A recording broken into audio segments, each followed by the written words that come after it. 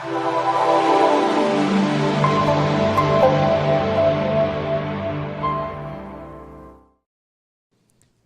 libro de Juan, capítulo 12, versículo 1, dice: 6 días antes de la Pascua, vino Jesús a Betania, donde estaba Lázaro, el que había estado muerto y a quien había resucitado de los muertos.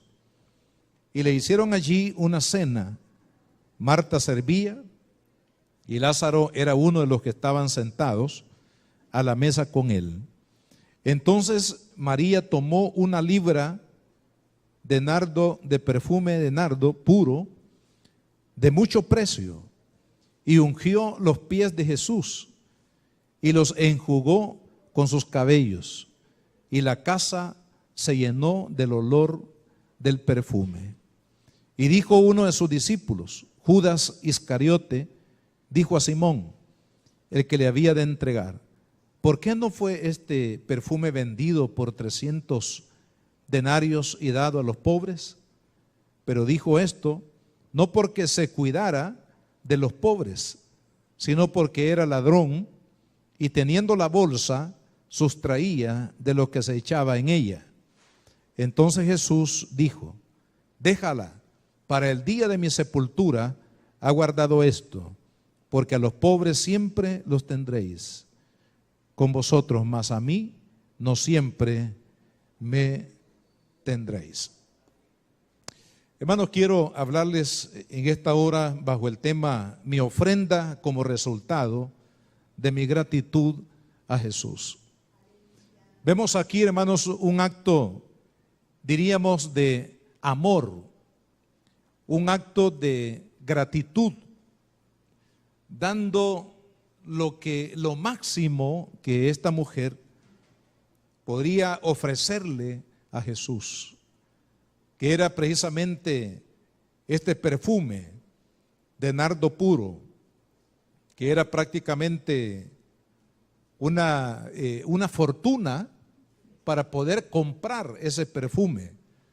Probablemente haya representado una herencia que María tenía por ahí guardada, o el trabajo de muchos años que ella había reservado para un momento tan especial como este. Lo cierto es que el perfume era probablemente todo lo que ella tenía, pero lo compró precisamente para derramarlo sobre la vida de Jesús.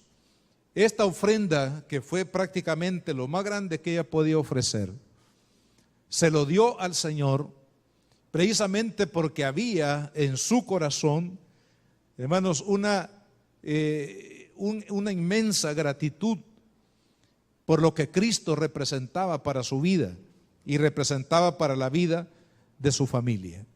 Entonces, sobre este acto, hermanos, de ofrenda tan bello que vemos aquí, quiero que veamos en algunos aspectos de esta actitud, de esta acción de María, que veamos algunas cosas importantes. Primero, hermanos, pensemos lo que Jesús había hecho en esta familia. Ustedes saben que Lázaro y sus 2 hermanas, Marta y María, quien es la que aquí derrama este perfume sobre Jesús, era una familia que vivían en la ciudad de Betania. Vemos en el ministerio de Cristo que en varias oportunidades el Señor descendió a ese hogar en Betania, precisamente porque me imagino que el Señor se sentía bienvenido, se sentía acogido con esta familia. Esta familia amaba al Señor de una manera, hermanos, maravillosa. Y creo que ese amor que esta familia, hablando de Lázaro y sus 2 hermanas, tenían para con el Señor, era precisamente por lo que Cristo había hecho en ellos. Estamos hablando de una familia a quien el Señor había salvado, había rescatado, a quien el Señor les había dado una vida nueva, lo que nosotros conocemos como la salvación de nuestras almas. Hermanos, quiero decirles que el milagro más grande que usted y yo podemos recibir de parte de Cristo es el milagro de la salvación. Creo que si, hermanos, solamente ese fuera el milagro que nosotros recibiésemos de parte de Dios aquí en la tierra, nos daríamos por satisfechos y nos daríamos también, hermanos, una entrega a la gratitud de por siempre, eternamente, de nuestro corazón hacia Cristo. Si solamente ese fuera el milagro que nosotros recibimos de parte del Señor. Obviamente hay otros milagros que recibimos, ¿verdad? La paz de Dios, la protección del Señor, la ayuda de Dios en medio de las pruebas, de las batallas, la provisión, hermanos, del trabajo, la provisión de nuestras las necesidades básicas de nuestra vida. Es decir, la lista es enorme de todo lo que usted y yo recibimos del Señor, pero la salvación es lo primero. Y Cristo, hermanos, había hecho un milagro de salvación en esta familia, de tal manera que en algunos pasajes de la Escritura, por ejemplo en el capítulo anterior, habla de la muerte de Lázaro. Dice, y María y Marta mandaron a llamar a Jesús precisamente porque sabían que Jesús amaba de una manera profunda a Lázaro.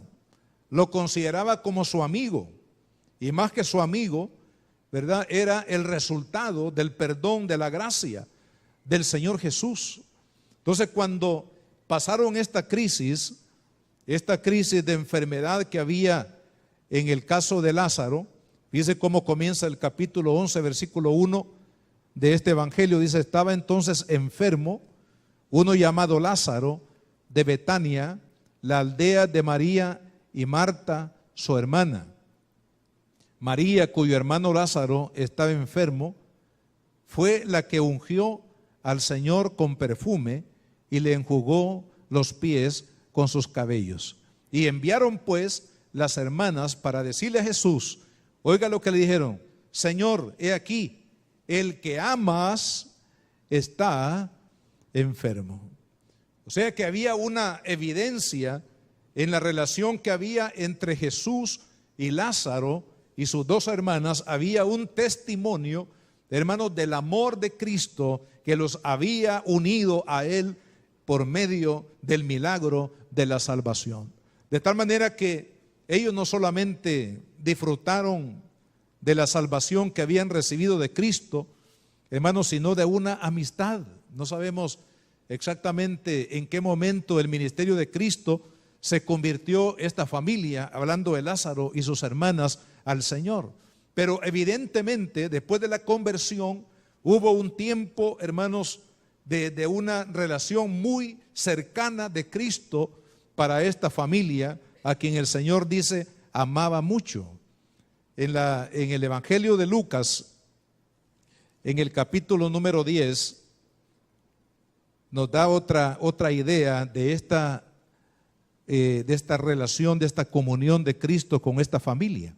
En el versículo 38 dice, aconteció que yendo de camino, entró en una aldea y una mujer llamada Marta le recibió en su casa. Esta tenía una hermana que se llamaba María, la cual sentándose a los pies de Jesús oía su palabra. Pero Marta se preocupaba con muchos quehaceres y acercándose dijo, Señor, ¿no te da cuidado que mi hermana me deje servir sola? Dile pues que me ayude. Y respondió Jesús y le dijo, Marta, Marta, afanada y turbada estás con muchas cosas, pero solo una cosa es necesaria y María ha escogido la buena parte, la cual no le será quitada. O sea, esta es una de las experiencias de Jesús con esta familia. Imagínense cuando Jesús llegaba a la aldea de Betania, ya él sabía dónde iba a pasar el día o si se iba a quedar ahí una noche o algún tiempo. El lugar donde Jesús se hospedaba era precisamente la casa de Lázaro y sus dos hermanas, porque había un amor allí. Hermanos, cuántas cosas Cristo no habrá hecho en esta familia, además de la salvación. Los ha de haber alentado en sus problemas, en sus necesidades. Les habrá dado el ánimo. No se mencionan los padres de estos tres hermanos. Probablemente ya hubiesen muerto a la altura de lo que vemos aquí, este milagro. Probablemente el Señor estuvo presente para ayudarles en la pérdida de sus padres o en cualquier otro problema, hermano. Pero todo esto, la salvación y los milagros, la amistad y la provisión de Cristo para esta familia, hizo que el corazón de esta familia, hermanos, se llenara de una gratitud inmensa hacia el Señor Jesucristo. Y quiero decirle, hermanos, que cada uno de nosotros hemos recibido la salvación. Y por el hecho de haber recibido el perdón de nuestros pecados y haber recibido la salvación de Cristo, debemos de guardar una enorme gratitud hacia aquel que un día dejó su trono de gloria y vino a este mundo para salvar lo que se había perdido.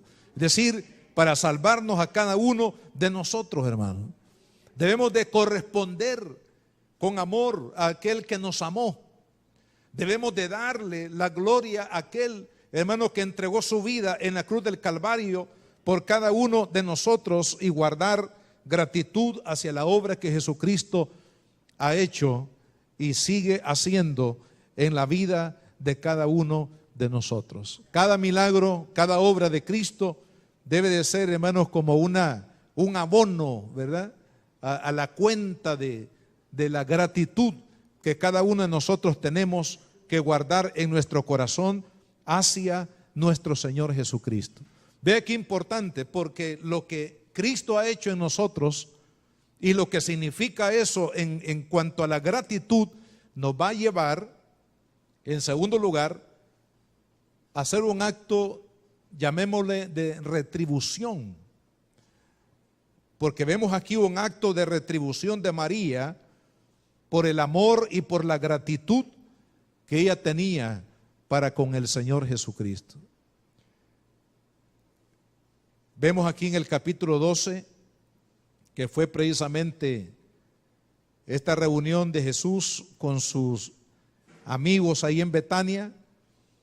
Fíjese, fue precisamente después de que Jesús resucitó a Lázaro.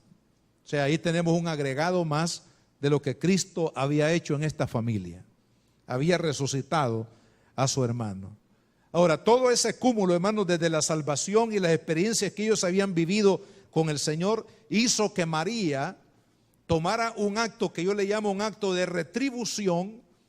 Obviamente nunca podemos pagarle a Dios lo que Él ha hecho por nosotros, pero sí podemos retribuirle, sí podemos nosotros ofrecerle, sí podemos nosotros darle al Señor algo de nuestra vida como una muestra, hermanos, de gratitud y de amor que tenemos para Jesús. Y en este caso, esta mujer le dio, ¿qué dice aquí la palabra? Dice, entonces María tomó una libra de perfume de nardo puro.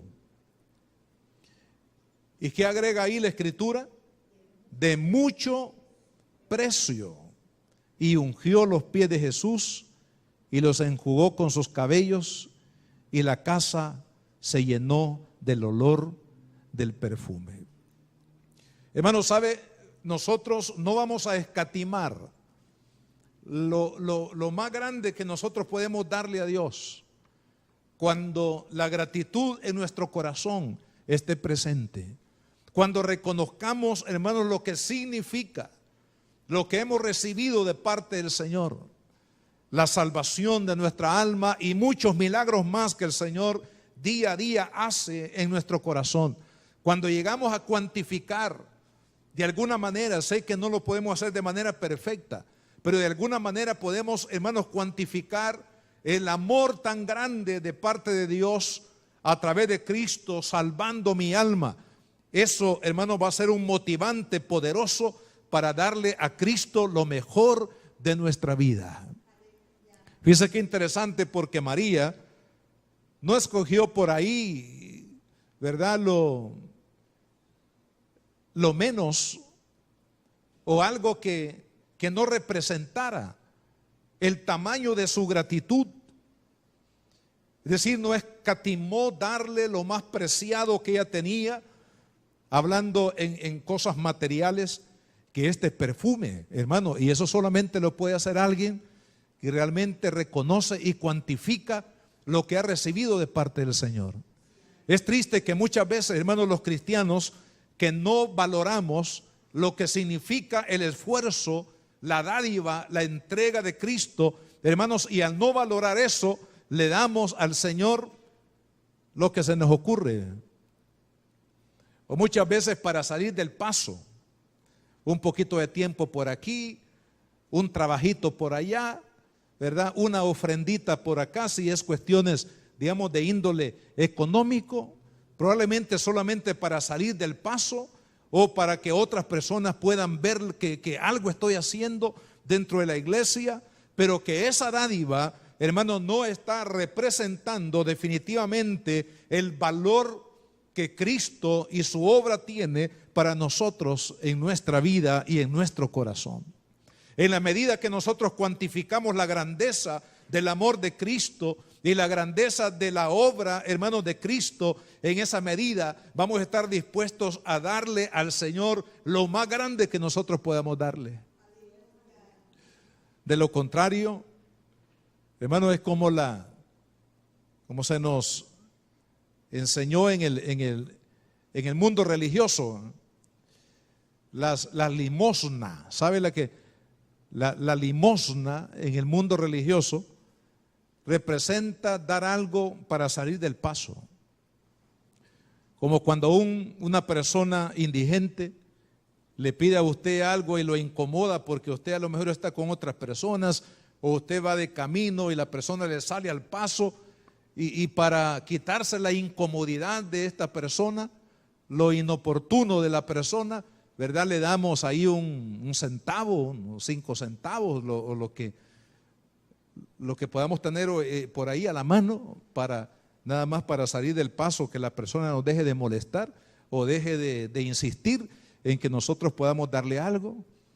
Tristemente, hermanos, en el mundo religioso no aprendimos, es decir, hablando de las personas que vivimos en las naciones, no aprendimos a valorar la obra de Dios. Y muchas veces se considera que lo que yo puedo dar o lo que yo doy, hermano, eso únicamente sirve como para aquietar la conciencia de que algo estamos haciendo por otras personas, pero en realidad no es lo que Dios espera de cada uno de nosotros. Entonces, en la medida que nosotros guardamos gratitud por la comprensión de la obra que Cristo ha hecho en nosotros, hermanos, y sigue haciendo, así estaremos dispuestos a darle lo mejor de nuestra vida. Y le voy a mencionar por lo menos 5 cosas que Dios quiere que le demos como lo mejor de nuestra vida. Primero, que nosotros le entreguemos el corazón. Cuando hablamos del corazón, estamos hablando de la vida, rendirla, ponerla en sus manos. Hermanos, el mayor interés de Dios es que los seres humanos comprendamos que el lugar más seguro, más conveniente para nuestra vida presente y futura, hermanos, es las manos de Cristo, es estar en las manos de Dios, es estar en su perfecta voluntad. Es ahí, hermanos, donde nosotros vamos a saber realmente disfrutar la vida. En las manos de Dios. No es cierto lo que muchas veces la gente cree, que ya hacerse cristiano es como que se arruinó la vida. Entonces usted ha escuchado a algunos que dicen, ya te hiciste aleluya, ya te arruinaste la vida. Ahí no vas a poder disfrutar, ahí no vas a poder ir a las fiestas, ahí, porque la gente cree, hermanos, que la felicidad de la persona es andar en parrandas, es andar en fiestas, es andar haciendo las cosas que agradan la carne, y eso es lo que la gente cree o llama felicidad. Pero, amado hermano, nosotros estamos en una fiesta gloriosa continuamente, amén. Estamos en una fiesta con Cristo y estamos, hermanos, experimentando el verdadero gozo, no la alegría que produce el alcohol o lo que produce, hermanos, la droga, o lo que produce un momento de placer carnal, o lo que produce, hermanos, alguna cuota económica o financiera. nosotros estamos en el verdadero gozo del Señor. Por eso dice la Biblia que el gozo de Dios es nuestra fortaleza. Pero nuestra vida, hermanos, tenemos que ofrecérsela al Señor. Dice la Biblia, dame, hijo mío, tu corazón. También dice que guardemos el corazón porque de él mana la vida. Entonces Dios quiere, hermanos, que nosotros le entreguemos a él nuestra vida. Si usted realmente ha entendido, hermanos, el valor de la obra de Cristo, no vamos a escatimar para entregarle la vida al Señor, que es lo que más nos conviene.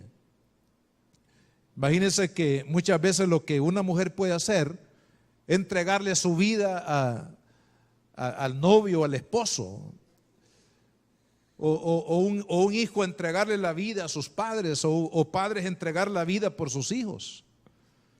Hermano, y esto es bueno, es natural que hagamos una entrega, ¿verdad?, de la vida a otras personas, particularmente hablando de la familia. Pero hermanos, ¿cuánto valor tiene que nosotros le entreguemos la vida a Dios?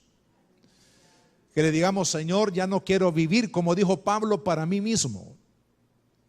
Pablo dijo, con Cristo estoy juntamente crucificado y ya no vivo yo, mas ahora Cristo vive en mí. Y lo que ahora vivo en la carne, es decir, en lo humano todavía mientras esté aquí, lo quiero vivir en la fe de aquel que me amó, de aquel que entregó su vida por mí. Y amado hermano, nosotros tenemos que entregarle la vida a Cristo. ¿Sabe que cuando le entregamos la vida a Cristo, le estamos ganando? Porque aquel, dice la Biblia, que realmente vive para Cristo, es aquel que le ha entregado, que ha rendido todo en las manos del Señor. Y podemos vivir para su gloria. Cristo quiere que le entreguemos la vida, que le entreguemos la ofrenda de nuestra vida.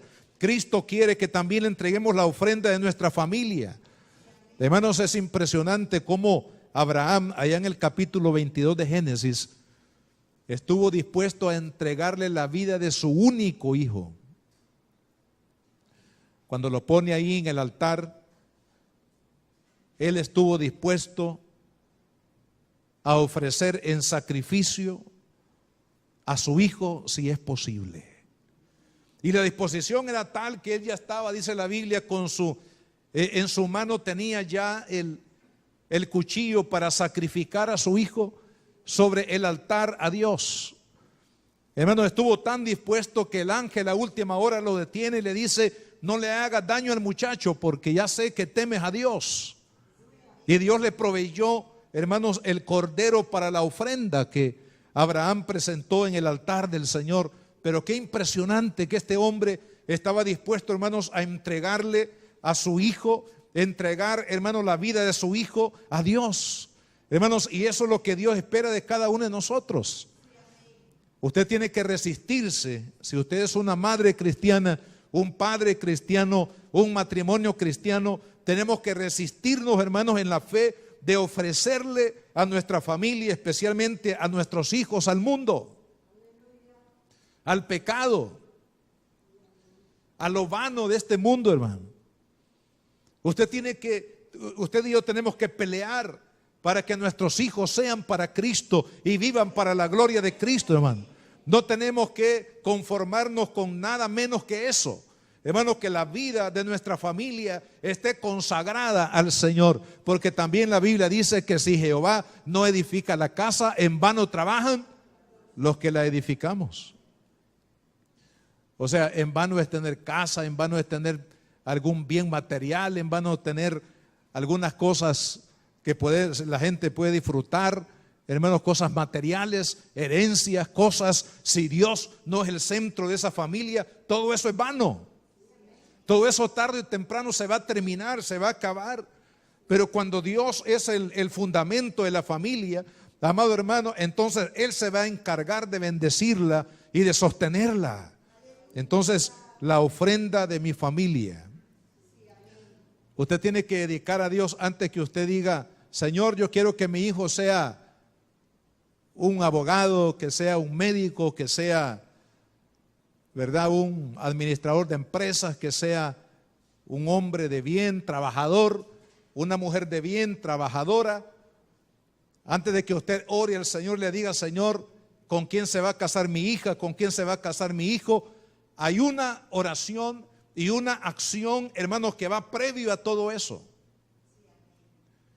Y esa oración y acción que va previo a todo lo que deseamos para nuestros hijos es que ellos vivan para la gloria de Dios.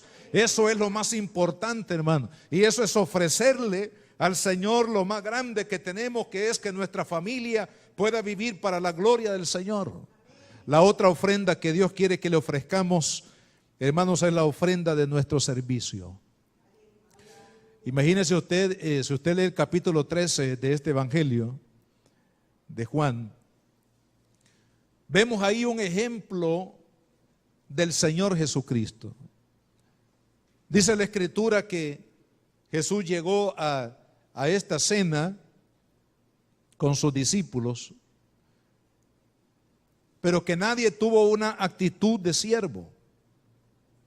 Entonces el Señor se levantó de la mesa, se quitó el manto, tomó una toalla, se ciñó la toalla, es decir, se la amarró aquí en la cintura, tomó un lebrillo que era un huacal, lo llenó de agua limpia y comenzó a lavar los pies de cada uno de los discípulos que estaban ahí presentes en esa reunión. ¿Cuál era la intención de Cristo? Darles un ejemplo de que la vida, hermanos, tiene que estar puesta al servicio de Dios. No hay nada más gratificante que gastar la vida para servirle a Dios. Porque todo aquello, hermanos, en lo que gastamos la vida, si Dios no está presente, de nada servirá. Al final de cuentas, vamos a gastar nuestra edad, vamos a gastar nuestras fuerzas físicas, nuestras fuerzas emocionales, nuestra inteligencia, hermano, es decir, todo lo que somos para algo, hermanos, que no valió la pena. Porque todo lo que en este mundo se puede edificar, hermano, tarde o temprano se va a perder. Pero sabe, lo que usted hace por Cristo, lo que hace por el reino de Dios, lo que hace por el servicio a aquel que tanto nos amó, hermano, eso va a permanecer en las edades. Va a permanecer eternamente. Por eso el Señor les da ejemplo, y Él mismo lo dice aquí en este capítulo que hemos mencionado. Fíjese lo que el Señor les dice, capítulo 13, estoy leyendo aquí de Juan. Porque ejemplo, versículo 15, 13:15, porque ejemplo os he dado, para que como yo os he hecho, vosotros también hagáis. ¿Qué es lo que el Señor quiere, hermanos? Que nosotros estemos sirviendo. Sirviendo a la causa del reino. Sirviendo al prójimo. Y ahí el Señor reparte, hermanos, talentos, reparte dones. El Señor no es escaso. Él nos da 1, 2, 3, 4, 5, 10, 15, hermanos, talentos, habilidades.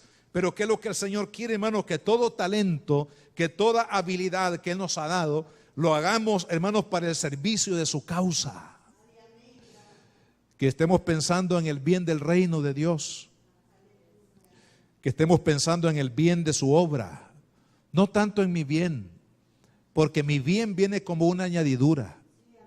Porque la Biblia dice: buscad primeramente el reino de Dios y su justicia, y todas las demás cosas os vendrán por añadiduras. Es triste que muchas veces los cristianos vivimos, hermanos, para alcanzar añadiduras. Pero Dios no quiere que vivamos para las añadiduras, sino que Él quiere que vivamos para Él, para su gloria, para su causa eterna. Y como resultado, hermanos, Él nos va a bendecir mucho más allá de lo que nosotros podamos imaginarnos. Ofrezcámosle al Señor la ofrenda de servicio. ¿Y sabe cuándo es que nuestra ofrenda de servicio es lo suficientemente valioso que le estamos dando al Señor? Es cuando nosotros, hermanos, sentimos muchas veces responsabilidad, sacrificio, la manera como usted puede estar seguro de que usted le está brindando al Señor un servicio de calidad es si ese servicio le demanda a usted sacrificio.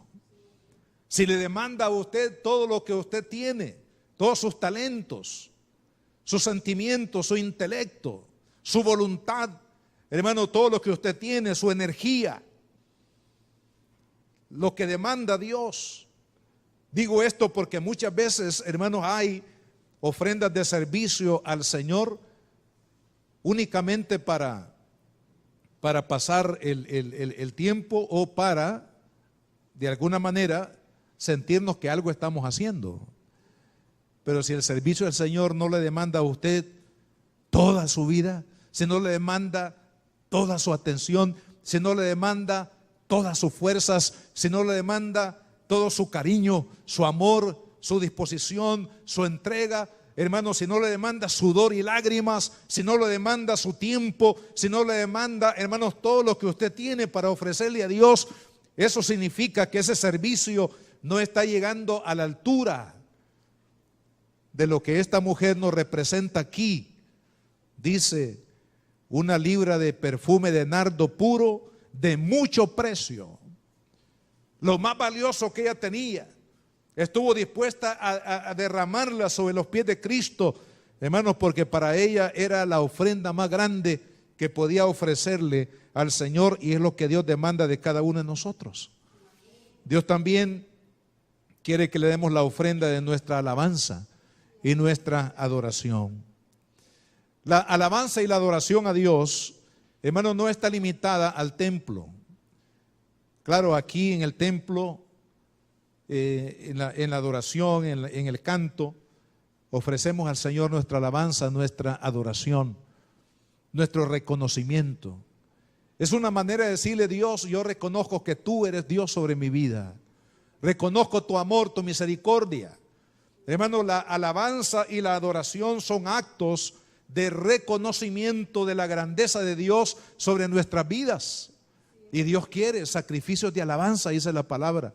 Dice el Salmo, hermanos, que Dios habita, dice, en medio de la alabanza de su pueblo. Es tan poderosa, hermanos, la alabanza y la adoración, porque estamos reconociendo la grandeza de Dios sobre nuestras vidas. Y cuando usted y yo lo hacemos, entonces le estamos ofreciendo al Señor, dándole a Dios un sacrificio de alabanza. Hoy en día el Señor, hermano, no se agrada obviamente con los sacrificios humanos como lo hacían en la idolatría, en el sistema idolátrico del tiempo antiguo.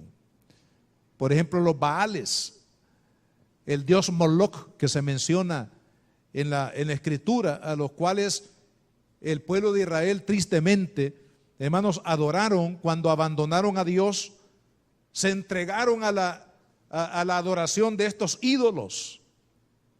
Pero sabe que estos ídolos demandaban, hermanos, la sangre, demandaban la vida, literalmente hablando, de las personas a quienes lo adoraban. Por ejemplo, los padres entregaban a los hijos.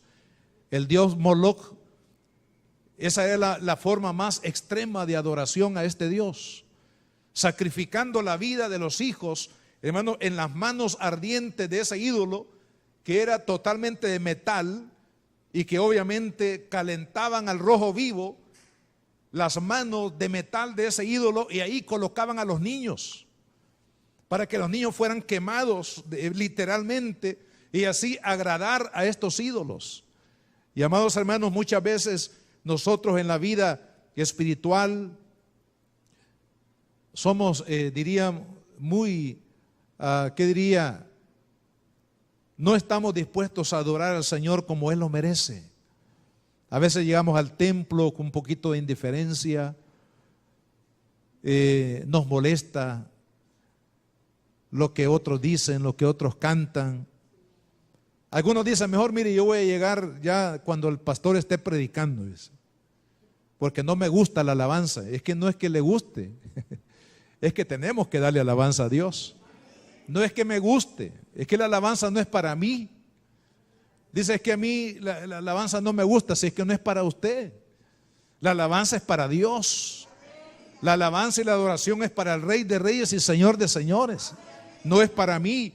Pero amado hermano, Dios demanda ofrendas de alabanza y adoración a Él. ¿Por qué? Porque es una manera de reconocerlo, de entronar la verdad, hermanos, del reino y gobierno de Cristo de nuestro corazón. Cuando cantamos, por ejemplo, exaltando a Cristo como Rey, como soberano, lo que estamos diciendo en el ámbito espiritual es que creemos en el Hijo de Dios, creemos que es el Rey de Reyes y Señor de Señores, y por eso lo alabamos y lo exaltamos. Y Dios quiere que le demos ofrendas de alabanza a Él, hermano, porque eso es lo mejor de nuestra vida para el Señor, para su gloria, para su honra. Y la otra ofrenda que tenemos que darle al Señor, nuestra mejor ofrenda, son nuestras ofrendas financieras. Por ejemplo, nuestros diezmos. Hermanos, si uno cuantifica qué gloriosa y cuán grande es la obra de Cristo, la salvación y los milagros que Él sigue haciendo en nuestras vidas. Creo que cuando dimensionamos la grandeza de lo que Dios ha hecho en nuestra vida, amado hermano, con gozo, con liberalidad, vamos a darle al Señor nuestras ofrendas, nuestros diezmos, nuestras promesas de fe para la obra misionera. Vamos a ser personas generosas porque vamos a darnos cuenta, hermanos, a responder ante la magnitud de la obra que Cristo ha hecho en nosotros. Ahora, el que no cuantifica y valora la obra de Cristo siempre va a poner pretextos. Siempre va a evadir. Por ejemplo, fíjese, hay algunos burladores. Aquí vemos a uno en la escena. Cuando la mujer derrama esta ofrenda preciosa sobre Jesús, ¿qué dijo Judas? Esta mujer está malgastando el dinero.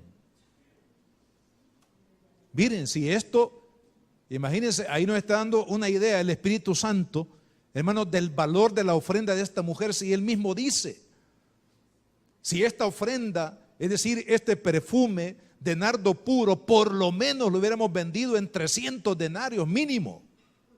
Era negociante Judas, indudablemente. Y 300 denarios era una fortuna, hermano. Entonces, dice, esta mujer está haciendo un gran desperdicio ahí botando 300 denarios en los pies de Jesús. Esos son los burladores. Hay muchos burladores dentro de la iglesia y fuera de la iglesia. Aquellos que ridiculizan la fe en la obra de Cristo. Aquellos que dicen, ya vienen esos cristianos hablando de un Jesús que dicen que lo salvó. Haciendo ridículo a la obra de Jesús, menospreciando a Cristo, menospreciando la obra de Cristo. Otros que creen, hermanos, que los creyentes pierden el tiempo yendo a las iglesias y se burlan de que ahí le roban el dinero, dicen. Ahí en las iglesias le roban el dinero a la gente. Son los burladores. Otros, hermanos, que se burlan de la Biblia, se burlan del Espíritu Santo, se burlan de los pastores, se burlan de los servidores, se burlan, hermanos, de aquellos que asisten a las congregaciones. Dicen que están como absorbidos por una idea humana, que están enloquecidos en lo que están haciendo, que son fanáticos. Hermano, esta es la gente burladora como Judas, que no puede cuantificar y valorar lo que significa el Hijo de Dios en nuestras vidas, hermano. Como ellos no lo han conocido, y aquí podemos ver, hermanos, una triste realidad, que Judas, estando tan cerca de Cristo, no lo conoció. Habiendo tenido Cristo, hermanos, apertura como lo hizo para los demás, pero Judas estaba con Cristo, pero no estaba con Él. Y hay muchos así que están en las iglesias cristianas, pero no están con Cristo. Están ahí únicamente para estorbar la obra, burlarse o mofarse de las cosas de aquellos que con sinceridad están entregando su tiempo, su vida, su fuerza, su energía, su capacidad al Cristo, hermanos de la gloria. Entonces, en cuanto a la materia económica, en las finanzas, algunos dicen, mire, ahí en la iglesia no lo necesitan. Y como no lo necesitan, yo no doy nada porque no lo necesitan. Otros, hoy en día hay una corriente por ahí, hermanos, que dice que los diezmos no son para este tiempo, sino que eran para el tiempo del Antiguo Testamento. Así que ahí le están robando a la gente el dinero porque les piden el diezmo, y el diezmo no es bíblico para este tiempo, sino que eso era para el pueblo judío allá en el tiempo pasado. Y algunos creen estas ideas y por eso no dan al Señor, no ofrendan, no diezman. Otros dicen, otros se burlan diciendo que lo que se da a la obra del Señor es para que otros se aprovechen de lo que ahí se entrega, de lo que ahí se da. Otros hermanos dicen que no dan o lo dan a su manera. Algunos dicen, no, yo lo voy a ir a dar allá a los niños pobres de tal lugar, allá le voy a ir a dar mis ofrendas, ahí le voy a dar mis diezmos, porque ellos sí verdaderamente lo necesitan y la iglesia no lo necesita. Y así podríamos hablar, hermanos, de muchas formas, como muchas veces los cristianos dentro del cuerpo de Cristo, hermanos, estamos uniéndonos a Judas, en cierto sentido, desvalorando la obra de Cristo, desvalorando la obra, hermanos, de la iglesia, desvalorando lo que debemos de hacer para Cristo. Amado hermano, no se una, por favor, a las ideas de Judas, sino unámonos a las ideas de aquellos que verdaderamente, como esta mujer, hermanos, estaban agradecidos por la obra de Jesús en sus vidas. Si estamos agradecidos con Cristo, hermanos, vamos a darle nuestra vida, vamos a darle nuestra familia, vamos a darle nuestro servicio, vamos a darle nuestra alabanza, nuestra adoración, y vamos también a darle de nuestras finanzas a Cristo, para que su obra, hermanos, se extienda sobre la faz de la tierra, porque eso es lo que Dios estableció, que a través de la iglesia, el mundo, hermanos, sea alcanzado para Cristo. Fíjense, cuando Jesús dio el mandato, Jesús nos dijo, miren, y cómo los discípulos nos dijeron, Señor, ¿y cómo lo vamos a hacer? Si tú nos estás mandando a que vayamos al mundo, y para ir al mundo se necesita finanzas para ir, para pagar un transporte, para ir a otra nación, para poder sobrevivir llevando el evangelio. No le dijeron al Señor, Señor, ¿y cómo vamos a hacer? ¿Verdad? Porque el Señor había establecido ya en las cartas apostólicas, hermanos, aprendemos de cómo la iglesia daba con generosidad para la extensión de la obra del Señor. Al grado que Pablo, cuando escribe a los Corintios, allí en el capítulo 9 de su carta, él insta a los cristianos a sembrar en la obra de Dios. Él toma esa figura de la siembra como la forma generosa como nosotros debemos de dar a la obra de Dios, hermanos, para que la obra del Señor pueda ser sostenida, sustentada, hermano. Y eso ha sido así la historia de todo la historia de la iglesia a través de los siglos. Claro, han habido algunos abusos, porque siempre hay excepciones, ¿verdad? Como hoy, en esta semana pasada, yo dije, este tipo de actitudes son las que dañan el testimonio de la iglesia en el mundo.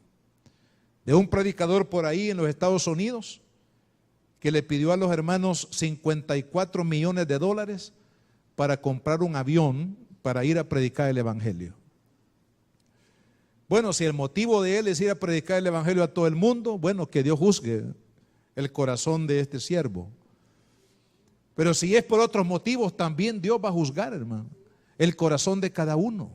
De eso no tengamos duda, que cuando usted y yo le damos a Cristo en materia, hermanos, de la vida, de la familia, del servicio, de la adoración o de las finanzas, si lo hacemos, hermanos, con la intención del Espíritu para el beneficio de la obra de Dios, Dios, hermanos, va a juzgar nuestro corazón y nos va a pagar de acuerdo a esa actitud. De eso no tengamos duda. Si lo hacemos en la medida correcta o lo hacemos por otros motivos, Dios lo va a juzgar. Siempre así será.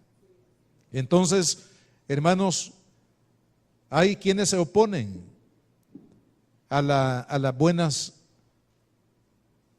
intenciones del corazón para agradar a Cristo.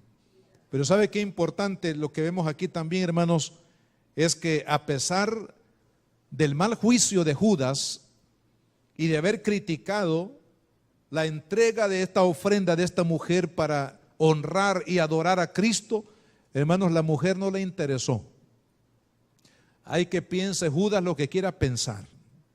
Yo le voy a dar al Señor de acuerdo a lo que yo siento en mi espíritu de ofrecerle esta ofrenda de nardo puro. Y creo que eso es correcto, hermano.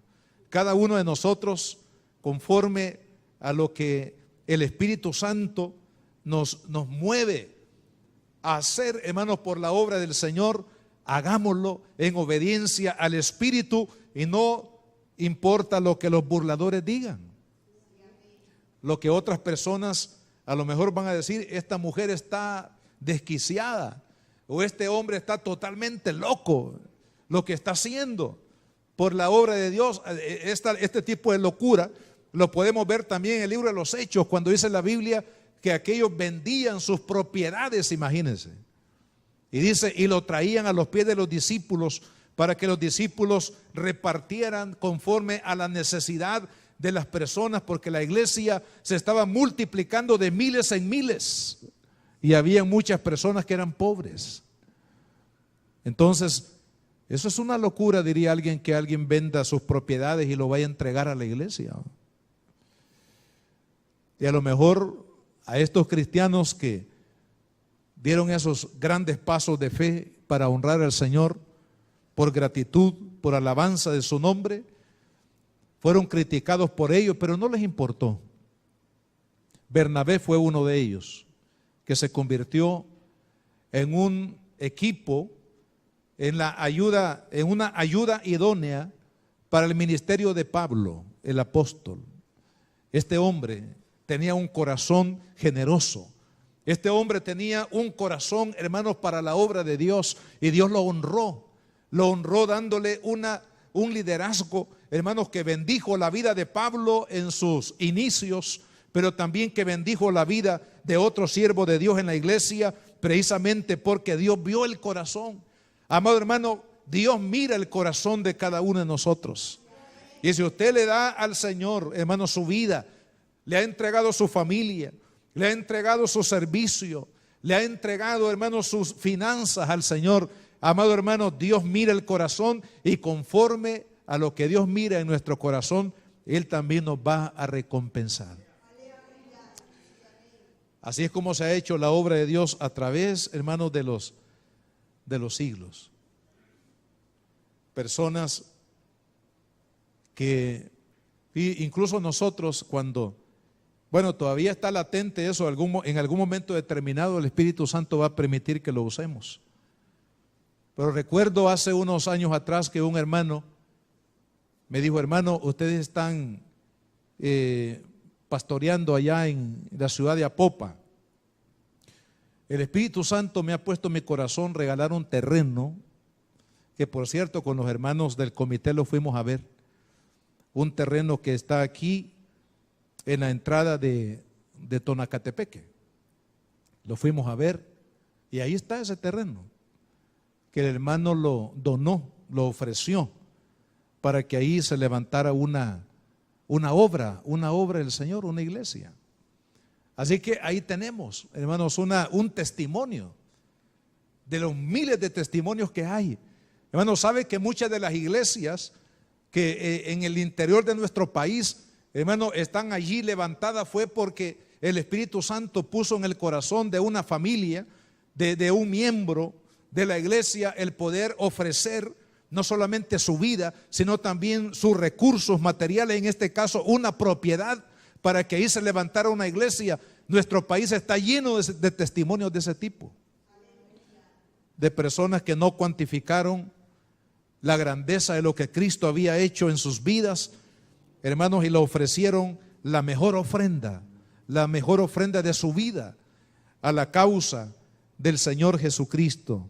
Y eso es lo que Dios espera de cada uno de nosotros. Finalmente, hermanos, veamos el legado de este tipo de ofrendas de fe y de sacrificio en amor. Jesús dijo, ve qué interesante lo que el Señor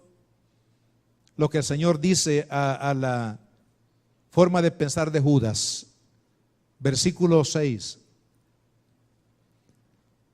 Pero dijo esto, hablando de Judas, no porque se cuidara de los pobres. O sea que Judas no estaba pensando realmente en ayudar a los pobres, sino que estaba pensando en que se le fue una gran oportunidad, hermanos, de agarrar una mordida ahí. Se me fue la oportunidad de esto, porque quizás, hermanos, nunca había tenido 300 denarios en la ofrenda del ministerio de Cristo. Entonces él no estaba pensando en los pobres, sino que estaba pensando, de estos 300 denarios, por lo menos 100 me hubieran quedado a mí. Esa es la idea que menciona aquí la palabra de Dios, ¿verdad? Porque dice, sino porque era ladrón y teniendo la bolsa, sustraía de lo que se echaba en ella.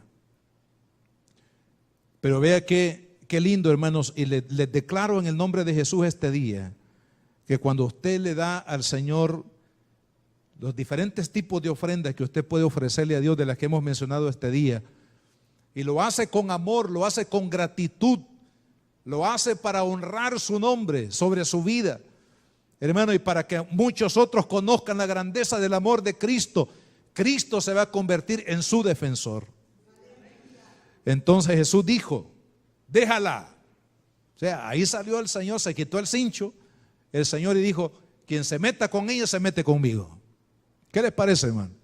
Que el Señor diga de usted, quien se meta contigo se va a meter conmigo. El que pelea contra ti va a tener que pelear contra mí, gloria a Dios. Y eso es lo que ha pasado, hermanos, con la iglesia, que ha caminado por fe, por amor y por gratitud a lo largo de la historia. ¿Sabe por qué la iglesia no ha desaparecido ante las amenazas, ante todos los obstáculos que la iglesia ha enfrentado, hermanos, en el mundo? ¿Sabe por qué? Porque el que se mete con la iglesia se mete con Cristo. Él es nuestro principal defensor, hermano. Por eso es que la iglesia, hermanos, dijo Jesús, que ni las puertas del Hades prevalecerá contra la iglesia de Cristo. ¿Por qué? Porque Él es el principal defensor de la iglesia. Entonces, el que le está dando a Cristo la ofrenda de su corazón, de obediencia, de gratitud, de amor, de reconocimiento ante la grandeza de su nombre y de su obra, hermano, Él se convierte en el defensor. Y sabe que el Señor bendice espiritualmente. A veces las bendiciones nosotros las queremos ver en dólares, ¿verdad? Pero el Señor, en la economía de Dios, hermanos, los dólares es una de las partes, o el dinero en sí es una pequeña forma de cómo Dios retribuye. Pero hay muchas formas como Dios retribuye y bendice a aquel que le honra, hermano, a aquel que lo glorifica. Imagínense, aquí tenemos un testimonio aquí en esta porción de la Biblia. ¿Cómo retribuyó Cristo, hermanos, a la fidelidad de esta familia llamada Lázaro, María y Marta? ¿Cómo lo retribuyó? Resucitándole entre los muertos. Imagínense, hermano, este tipo de retribución no la podemos obtener ni en la economía del mundo, ni de la persona que tenga más dinero, hermanos, en una nación. Esto solamente viene de Dios. Que Dios resucite a un muerto y le dé oportunidad de vida. No sabemos cuántos años más le dio a Lázaro. Probablemente murió de viejito. Pero lo cierto es que fue una obra maravillosa y poderosa lo que Dios hizo. Dios hace muchas veces milagros, nos guarda, hermanos, nos provee, nos guarda en salud, porque Él sabe de que La enfermedad también puede agotar todo recurso en nuestra vida. Es decir, hermanos, Dios nos puede pagar o retribuir de miles de formas.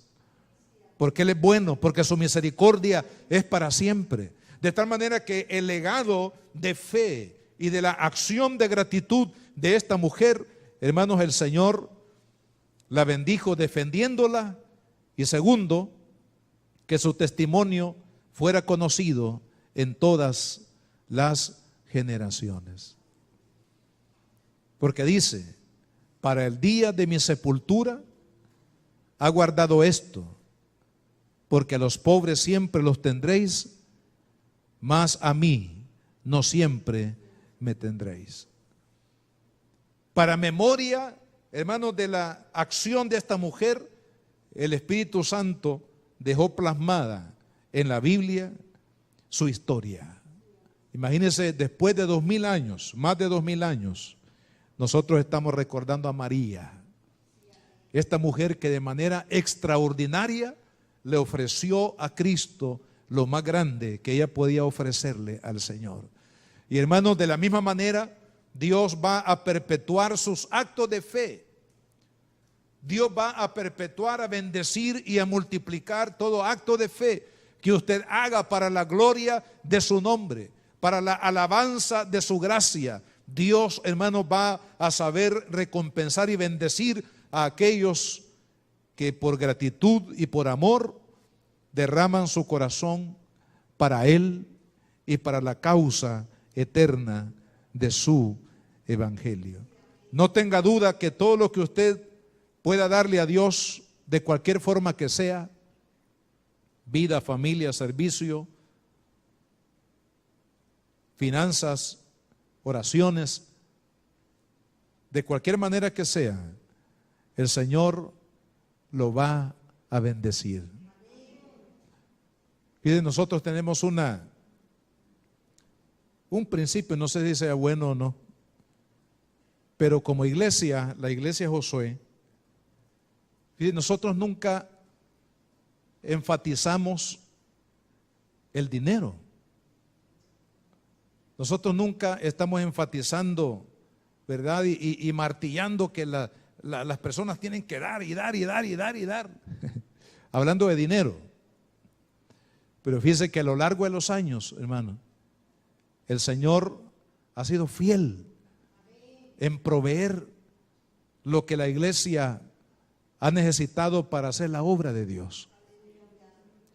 Y eso a mí siempre me ha impresionado porque casi nosotros no predicamos de los diezmos, de las ofrendas, ni del dinero, ni mucho menos de aquellos que andan diciendo, mire, denle al Señor 100 y Él les va a dar 2000. Pero sabe, hermano, Dios ha sido fiel. Y todo lo que la iglesia ha podido hacer en materia de la obra misionera, en el mundo entero, más de 60 familias en el mundo. Hermanos, las iglesias que se han fundado en las naciones, la inversión misionera, que es una inversión de miles de dólares mensuales, hermanos, para la predicación del evangelio, los edificios, los templos de las iglesias, hermanos, filiales, que muchos de ellos han sido en apoyo de la iglesia mamá, de la iglesia Josué. Y de todo, hermanos, Dios ha sido fiel. Porque mire, cuando nosotros actuamos dándole al Señor lo mejor de nuestra vida, Él se va a convertir en nuestro defensor y en nuestro principal aliado para hacer la obra que Él nos encomendó. Así que lo que nosotros tenemos que hacer, hermanos, es amar a Cristo, honrarlo y guardar una enorme gratitud en nuestro espíritu. Y darle a Él, hermanos, la gloria en todo lo que hacemos y en todo lo que somos. Porque es ahí donde su nombre, hermanos, va a ser glorificado y usted y yo vamos a ser bendecidos. Vamos a orar al Señor y mientras oramos vamos a pedirle a mis hermanos que han sido designados para hacerle llegar a usted el pan y la copa para que usted lo reciba allí y lo tomemos juntos.